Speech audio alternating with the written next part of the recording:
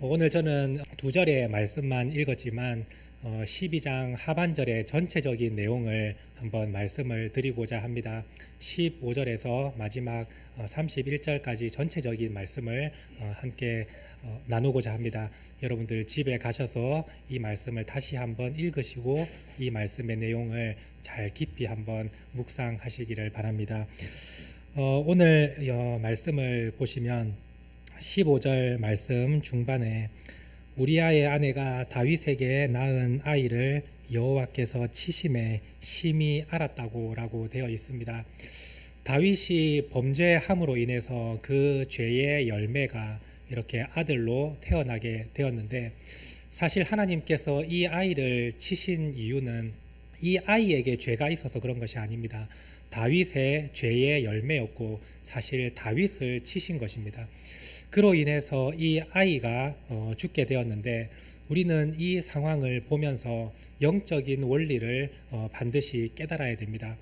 죄의 열매를 맺으면 그 열매로 인해서 나뿐만이 아니라 죄를 지은 사람 이외에 내 가족들과 또 이웃들과 여러 사람들이 함께 고통을 당할 수도 있다는 사실을 여러분들은 반드시 기억하셔야 됩니다.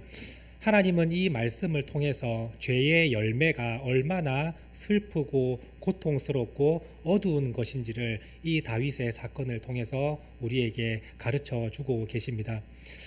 다윗이 범죄함으로 음란과 간음과 악한 마음으로 자기의 충실했던 부하의 아내를 데려다가 간음을 저지르고 그 죄를 덮기 위해서 이 우리아를 전쟁터에서 죽게 만들었습니다.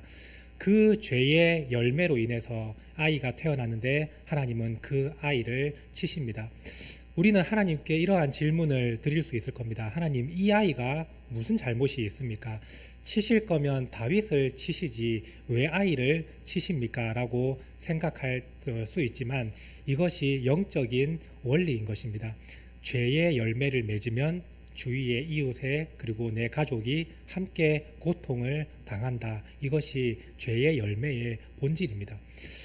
우리는 이 세상을 살아가면서 이러한 일을 너무나도 많이 경험하고 또 봅니다. 부부 사이에 자기의 혈기와 어떠한 정욕과 잘못된 일로 인해서 부부끼리 서로 심하게 다툴 때에 아무 죄 없는 아이도 같이 상처를 받습니다. 부모가 다투는데 아이가 왜 상처를 받습니까? 그 아이가 무슨 잘못이 있습니까? 그런데 부모가 다투는 모습을 보면서 그 아이의 영혼에 상처를 받고 불안함을 느낍니다. 이것이 죄가 주는 그 열매의 결과인 것입니다. 자녀만 그렇습니까? 부모도 마찬가지입니다. 자녀가 잘못된 길을 걸어가고 죄악된 열매를 맺으면 부모가 같이 고통을 받습니다. 부모가 무슨 잘못이 있습니까? 이 아이를 사랑해주고 키워주고 먹여주고 양육해주는데 부모에게 무슨 잘못이 있다고 그 부모가 함께 고통을 받습니까? 그런데 우리가 살아가 보면 자녀가 죄악의 열매를 맺고 계속해서 잘못된 길을 걸어가면 부모가 같이 고통을 받는다는 것을 여러분들은 다 아실 것입니다. 이것이 죄의 열매이고 죄의 결과인 것입니다. 가족들만 그런 것이 아닙니다. 우리는 한 사람이 잘못된 죄를 저지르고 악한 열매를 맺으면 그로 인해서 우리가 알지 못하는 얼굴도 모르는 사람들까지 고통을 당한다는 것을 우리는 봅니다. 얼마 전 뉴스에서 슬픈 소식이 전달되었는데 20대 청년이 새벽에 신문 배달을 자전거를 타면서 신문 배달을 하고 있던 와중에 술을 마시고 음주운전을 했던 그 사람이 그 청년을 침으로 인해서 그 청년이 죽었습니다. 이 청년은 어머니 한 분을 모시고 그리고 어린 두 동생을 생계를 책임지는 청년 가장과 같은 청년이었습니다. 그래서 한 푼이라도 더 벌어서 이 가정의 보탬이 되고자 새벽같이 일어나서 자전거를 타면서 신문을 배달하는데 술을 마신 그 음주운전을 하는 그 사람의 죄로 인해서 이 청년이 죽었습니다. 그 가정은 지금도 고통을 받고 있습니다. 이 청년이 무슨 죄가 있길래 고통을 당합니까? 한 사람이 죄를 짓고 그 죄의 열매가 맺히면 그로 인해서 누군가 많은 사람이 고통을 당한다는 것을 우리는 보게 됩니다. 작년 7월에 있었던 신림동 칼부림 사건도 똑같지 않습니까? 30대 청년이 사회를 비관하고 자신의 삶을 탓하면서 나도 불행하니 다른 사람도 불행해졌으면 좋겠다는 그 마음을 가지고 칼을 들고 세상 밖으로 나아갑니다. 그리고 그 칼을 휘둘렀을 때 20대 청년이 칼에 맞아 죽게 되었습니다. 그 20대 청년은 원룸을 구하려고 그 신림동 일대를 돌아다니고 있던 중이었습니다. 사실 서울에서 원룸이 가장 싼 곳이라 한다면 서울대 앞에 있는 그 관악구 신림동이 가장 싸다고 알려져 있지 않습니까? 그 싸다고 알려진 곳에서도 더 싼 곳을 찾아다니려고 이 20대 청년이 그 낮에 길을 헤매고 집을 구하고 돌아다니고 있었는데, 죄악된 마음을 품고 내가 불행하니 남들도 불행해졌으면 좋겠다는 그 마음을 품은 한 사람으로 인해서 이 청년이 죽임을 당했습니다. 그 청년이 무슨 잘못이 있길래 죽임을 당하겠습니까? 그 가족들이 받은 고통이 얼마나 크겠습니까? 근데 누군가 한 사람이 죄악된 마음을 품고 그 길을 걸어가면 죄의 열매가 맺히고 그 죄의 열매로 인해서 누군가는 고통을 당한다는 것입니다. 이것이 죄의 열매의 결과이고 그 열매의 결과는 참으로 고통스럽고 사망이라는 것을 성경은 우리에게 가르쳐 주고 있습니다. 그래서 믿음의 자녀들에게 하나님은 말씀합니다. 죄의 열매를 맺지 말고 의의 열매, 빛의 열매, 성령의 열매를 맺으라고 하나님은 우리에게 말씀하십니다. 믿음의 사람이 세상 가운데에서 가족과 이웃과 사랑하는 사람들에게 고통과 상처를 주는 죄의 열매를 맺어서야 되겠습니까? 하나님의 자녀가 그렇게 살아가서는 안 되지 않겠습니까? 그래서 하나님은 우리에게 변화되라고 말씀합니다. 하나님 안에 거하고 말씀을 채움으로 인해서 빛의 열매를 맺고 살아가라고 말씀하십니다. 빛의 열매를 맺으면 그때부터 우리의 삶은 이웃에게 고통과 슬픔을 주는 것이 아니라 이웃을 위로해주고 고통당한 사람을 일으켜 세울 수 있는 사람으로 변화되게 됩니다. 하나님은 우리를 통해서 그 일을 하시기를 원하고 믿음의 사람들이 그러한 삶을 살아가기를 바라고 계십니다. 에베소서 5장 8절에서 9절 말씀에 하나님은 이렇게 말씀하고 계십니다. 우리 함께 읽도록 하겠습니다. 너희가 전에는 어둠이더니 이제는 주 안에서 빛이라. 빛의 자녀들처럼 행하라. 빛의 열매는 모든 착함과 의로움과 진실함에 있느니라. 우리 믿음의 사람은 빛의 열매를 맺어가고 성령의 열매를 맺어가는 사람들입니다. 그래서 그로 인해서 세상 가운데 진정한 사랑과 기쁨과 평안을 줄 수 있는 믿음의 성도들이 되어야 합니다. 하나님은 오늘 우리가 그렇게 변화되는 삶을 살아가기를 바라고 계십니다. 죄의 열매로 인해서 주위에 고통을 주고 슬프게 하는 것이 아니라 빛의 열매를 통해서 세상을 변화시키고 살리는 믿음의 성도가 되라고 하나님은 말씀하고 계십니다. 우리가 말씀 안에 거하면서 온전히 하나님께 우리의 죄를 회개하고 주님의 말씀 안에 거하면서 살아가기 시작하면 하나님은 우리의 삶을 온전히 변화시키고 진정한 회복을 허락해 주십니다. 오늘 읽은 말씀을 보시면 다윗이 그의 아내 밧세바를 위로했다라고 말씀하고 있습니다. 이 말씀을 자세히 보시면 이전까지는 밧세바에 대해서 설명할 때 항상 우리아의 아내 밧세바라고 표현을 합니다. 그런데 다윗이 하나님께 온전히 회개하고 자신의 잘못을 뉘우치고 하나님과의 관계가 회복되는 순간 하나님께서 그의 삶을 다시 한번 질서 있게 바꾸시고 모든 것을 회복시켜 주셨습니다. 이제는 이 밧세바가 더 이상 우리아의 아내, 잘못된 관계로서의 사이가 아니라 다윗의 아내라고 성경은 표현하고 있습니다. 그의 삶을 하나님께서 온전히 회복시켰음을 말씀하고 있습니다. 또한 그 다윗이 밧세바를 위로했다라고 되어 있습니다. 다윗이 죄를 지었고 그 죄의 열매로 아이가 죽었으며 그 다윗으로 인해서 고통을 당하고 있는데 다윗이 무슨 수로 밧세바를 위로할 수 있겠습니까? 그러한 위로를 할 자격이나 있겠습니까? 그런데 하나님과의 관계가 회복되고 자신의 잘못을 온전히 뉘우치고 난 다윗은 밧세바를 위로할 수 있었고 그 밧세바도 그 위로를 온전히 받고 회복될 수 있었습니다. 내가 잘못했다. 내가 하나님 앞에 번제했고 너와 너의 가정에 큰 상처를 주었다. 내가 이제는 다시는 이런 일을 하지 않도록 하나님 앞에 바로 설 것이니 이제는 네 마음을 위로하기를 바란다. 그 말이 진정으로 밧세바에게 위로로 다가왔지 않겠습니까? 하나님께서는 이 사람이 온전히 회개하고 주님 안에 거하며 온전한 마음으로 회개할 때에 하나님은 그 삶을 진정으로 바꿔주시고 온전하게 주님은 세워주십니다. 오늘 이 말씀을 통해서 하나님은 다윗과 밧세바 사이에 솔로몬의 아들을 허락해 주셨다고 말씀합니다. 우리 한글 개역 개정 성경에는 이 솔로몬이라는 이름을 누가 지었는지에 대해서 사실은 알려주지는 않고 있지만 원문을 보시면 이 솔로몬이라는 이름이 다윗과 밧세바가 함께 지었다는 것을 나타내주고 있습니다. 다윗과 밧세바가 아이를 낳았을 때 그 아이의 이름을 솔로몬이라 지었는데 이 솔로몬이라는 이름의 뜻은 평안, 평화라는 뜻입니다. 하나님과의 관계가 진정으로 회복되니 그 가정에도 진정한 평화가 일어났다는 것을 알 수가 있습니다.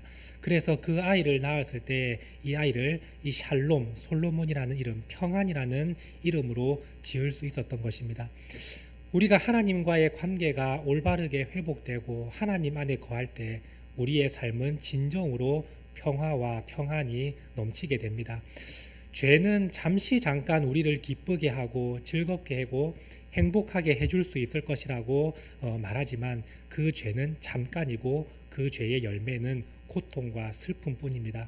그런데 우리가 하나님 안에 온전히 거하면 우리 안에 진정한 평화와 은혜가 넘친다는 것을 하나님은 이 말씀을 통해 우리에게 가르쳐 주고 계십니다.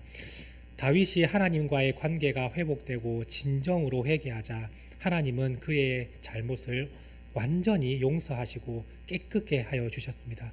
그랬더니 이 솔로몬이라는 아들을 허락해 주시고 그 솔로몬이 다윗의 왕위를 이어갔고 다윗이 준비해 놓은 성전 건축을 이 솔로몬이 이루었고 또한 이스라엘 역사상 가장 지혜롭고 위대한 인물로 손꼽히는 인물이 솔로몬이 되었지 않습니까? 하나님께서 다윗의 죄를 용서해 주시지 않으셨다면 이러한 일은 결코 일어날 수 없는 일입니다. 그런데 하나님께 진정으로 회개하고 나아갔더니 하나님은 그의 죄를 완전히 사하시고 기억도 하지 않으신다는 의미로서 이 솔로몬이라는 아들을 허락해 주셨고 다윗과 밧세바는 그 아이의 이름을 평안, 평화라는 이름으로 지을 수 있게 되었습니다. 이것이 하나님이 주시는 온전한 은혜입니다. 오늘 여러분들이 부디 바라기는 과거의 죄로 인해서 여러분들이 절망하고 눌려있지 않기를 바랍니다. 여러분들이 하나님께 진정으로 자신의 잘못을 회개한다면 하나님은 그 죄를 깊은 바다에 던지시고 기억도 하지 않으신다고 말씀하십니다. 그리고 여러분들의 삶 가운데 하나님은 사랑을 베풀어 주시고 하나님은 진정한 평화와 은혜를 허락해 주십니다. 하나님은 여전히 여러분들의 그 죄로 인해서 마음 한구석에 남겨두시고 너 예전에 죄를 지었으니까 내가 이거는 허락하지 않을 것이라고 하나님은 말씀하시는 분이 아니라 여러분들이 진정으로 회개하고 나아갈 때에 하나님은 완전한 사랑, 완전한 은혜와 평안을 허락해 주시는 크신 사랑의 하나님을 여러분들이 기억하시고 내가 과거에 이러한 잘못을 지었는데 나는 하나님께 사랑받을 자격도 없고 나는 죄인이고 나는 이 세상에 쓸모없는 존재라고 이렇게 말하지 않기를 바랍니다. 하나님은 여러분들을 이미 용서하셨고 여러분들에게 크신 사랑을 베푸시기를 원하시며 여러분들이 그 사랑을 힘입어서 다시 한번 일어나서 세상 가운데에 크신 하나님을 전하며 고통당하는 자들을 위로하고 세워줄 수 있는 믿음의 사람으로 바로 서기를 하나님은 바라고 계십니다. 그러므로 과거의 죄에 눌려 살지 마시고 이제는 하나님이 주시는 그 십자가 보혈의 은혜, 예수님의 십자가 보혈의 은혜는 우리의 죄와 죄의 형벌까지도 사하여 주신 그 놀라운 은혜 아니겠습니까? 그 사랑을 이미 우리에게 허락해 주셨다는 사실을 기억하시고 오늘 그 사랑에 힘입어서 다시 한번 일어날 수 있게 되기를 원합니다. 죄로 인해서 고통당하신 분들이나 또한 죄의 열매로 인해서 고통당하는 모든 분들이 주님 안에 거하며 말씀으로 회복되고 하나님의 은혜를 누린다면 주님께서 여러분들의 삶을 완전히 회복하시고 새로운 삶을 살아갈 수 있도록 길을 여신다는 사실을 오늘 말씀을 통해서 여러분들이 온전히 느끼실 수 있게 되기를 바랍니다. 이 이후에 나와 있는 26절에서 31절의 말씀을 함께 나누고자 합니다. 사실 이 말씀은 다윗의 이야기에 원래는 계속 이어지는 말씀입니다. 사실 다윗은 하나님께 사명을 받고 자신의 사명은 이스라엘의 평화를 가져오고 대적들을 물리치고 성전을 건축할 수 있는 준비를 하는 것이 다윗의 사명이지 않았습니까? 그런데 그 사명을 이행하다가 갑자기 자신의 사명을 놓쳐버리고 있어야 될 자리에 있지 않으므로 죄를 지음으로써 11장과 12장의 말씀이 끼어들어온 것입니다. 원래 다윗은 암몬과 전쟁을 하며 이스라엘의 평화를 위해서 자신의 사명을 붙들고 열심히 싸우던 일을 하고 있던 중이었습니다. 그런데 그 이야기가 다시 한번 이제 이어진다는 사실을 알 수가 있습니다. 다윗이 범죄하고 있을 때에도 하나님은 그 전쟁 가운데 함께 하시고 요압이 이끄는 이스라엘 군대에게 하나님은 승리를 주셨습니다. 그리고 그 승리를 쟁취한 다음에 다윗이 직접 와서 그 모든 승리의 깃발을 마지막에 꽂을 수 있도록 하나님은 허락해 주셨습니다. 이 말씀이 주는 의미가 무엇이겠습니까? 오늘 우리가 이 세상을 살아가면서 하나님의 사명을 다 각자가 붙들고 살아가고 있습니다. 우리가 이 세상에 살아가고 있는 목적이 하나님에게는 다 있지 않습니까? 우리는 그 목적을 이루면서 살아가고 있는데 우리가 죄를 짓고 뭔가 잘못을 했다고 해서 그 사명을 잃어버리고 그 사명이 무너진다면 오늘 여기 계신 분들 뿐만이 아니라 믿음의 사람 중에서 하나님의 사역을 온전히 다 이루어내는 사람은 단 한 사람도 없을 것입니다. 죄를 지을 때마다 그 사명이 중단되고 멈춰지고 잘못된다면 우리가 그 사명을 어떻게 이루어낼 수 있겠습니까? 그런데 사실 사명은 우리가 이루는 것이 아니라 하나님이 이루시는 일입니다. 하나님께서 그 사명을 직접 이끄시고 진두지휘해 나가시며 우리를 그 사명에 동참하게 하나님은 해주시는 것입니다. 그래서 우리가 잠깐 죄로 인해 넘어지고 잘못을 저지르고 눌려있고 죄를 헤매고 다닐 때에도 하나님의 일은 계속해서 진행되고 있는 것입니다.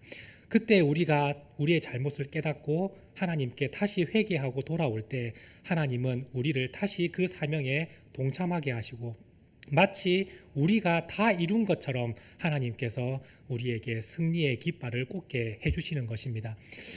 믿음의 조상 아브라함을 한번 생각해 보십시오. 아브라함이 자신의 믿음으로 그 일을 해냈습니까? 그렇지 않습니다. 아브라함도 실수가 많았고 믿음 없는 행동을 했습니다. 하나님께서 그 일들을 수습하시고 하나님이 진행하시지 않으셨다면 아브라함은 결코 하나님의 뜻을 이루지 못했을 것입니다. 그런데 하나님께서 다 해놓으시고 아브라함이 믿음으로 다시 돌아오고 말씀으로 돌아올 때 하나님은 그 아브라함이 마치 모든 일을 성취한 것처럼 믿음의 조상이라 이렇게 하나님은 불러주십니다. 실제로는 아브라함이 한 것이 아무것도 없지 않습니까? 자기의 아내를 누이라고 속이고 아내를 2번이나 빼앗기는 일이 발생하고 사람의 생각으로 또 첩을 얻어서 아들을 낳는 그러한 일까지 아브라함은 계속해서 저질렀지만 하나님의 사역은 멈추지 않았습니다. 하나님께서 친히 이끌어 가시고 아브라함을 계속해서 말씀으로 가르치시고 그 사역에 동참하게 하신 후에는 아브라함이 다 이룬 것처럼 이 아브라함이 믿음으로 했다. 믿음의 조상이었다. 하나님은 이렇게 불러주셨습니다.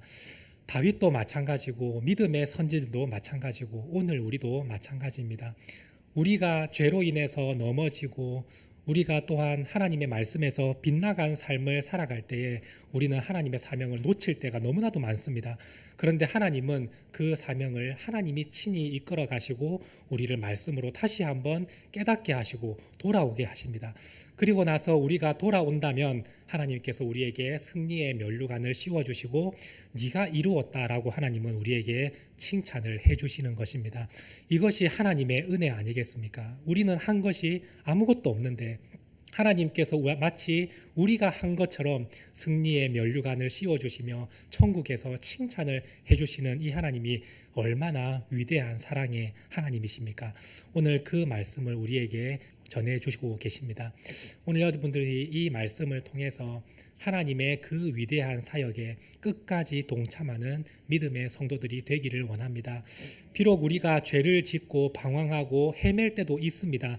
그러나 하나님께서 우리의 죄를 깨닫게 하시고 다시 한번 회개하고 돌이키게 하실 때 그 말씀에 반응해서 진정으로 회개하고 다시 하나님 안으로 거할 수 있는 우리 성도들이 된다면 하나님께서 여러분들을 다시 받아주시고 그 사명에 동참하게 하시고 마치 우리가 이룬 것처럼 하나님께서 우리에게 모든 은혜와 승리의 면류관을 우리에게 씌워 주실 것입니다. 여러분들이 그 사실을 기억하며 끝까지 하나님과 함께 동행하면서 날마다 승리하는 믿음의 성도님들이 될 수 있기를 간절히 바랍니다. 함께 기도하시겠습니다. 하나님 아버지, 이 말씀을 통해서 우리 성도들이 영적인 원리를 깨닫고 죄의 열매를 맺는 것이 아니라 의의 열매, 빛의 열매, 성령의 열매를 맺는 믿음의 성도들이 될 수 있도록 하나님 함께하여 주시옵소서. 또한 우리가 과거의 죄로 인해 눌려 있는 것이 아니라 하나님께 온전히 회개할 때에 하나님께서 그 죄를 완전히 사해 주시고 우리의 삶을 새롭게 하시며 우리에게 사랑과 은혜를 베푸시는 하나님이심을 기억하게 하시고 다시 한번 일어서서 주님의 사랑을 세상 가운데 전하며 우리 한 사람이 빛의 열매를 맺음으로 주위의 많은 사람들에게 선한 영향력을 끼치는 믿음의 성도들이 되게 하여 주시옵소서. 또한 하나님 안에 날마다 거하면서 우리가 사명을 온전히 이루기를 원합니다. 우리는 때로는 연약하고 믿음이 부족하여 사명을 놓칠 때도 있고 실수할 때도 많습니다. 그러나 하나님의 사역은 멈추지 않고 끝까지 진행되며 우리를 다시 한번 그 사역에 동참하게 하신다는 사실을 기억하고 주님 안에 거하며 말씀으로 채우며 주님의 뜻을 함께 성취해낼 수 있는 믿음의 성도들이 되게 하여 주시옵소서. 감사드리며 예수님의 이름으로 간절히 기도드립니다. 아멘.